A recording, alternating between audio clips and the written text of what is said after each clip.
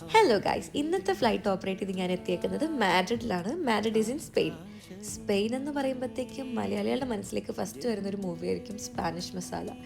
ഞാൻ ഒരു ദിലീപിൻ്റെ ഡൈഹാർട്ട് ഫാൻ ആയതുകൊണ്ട് എനിക്ക് ആ സിനിമ ഭയങ്കര ഇഷ്ടമാണ്.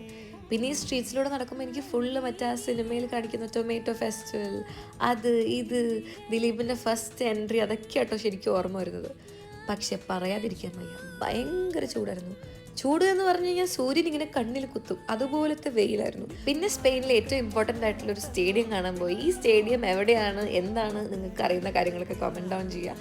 ഫുട്ബോൾ ഇൻട്രസ്റ്റഡ് ആയിട്ടുള്ള ഒത്തിരി ആൾക്കാർക്ക് ഈ ഒരു സ്റ്റേഡിയം എന്ന് പറയുമ്പോഴത്തേക്കും it's like a goose bumps.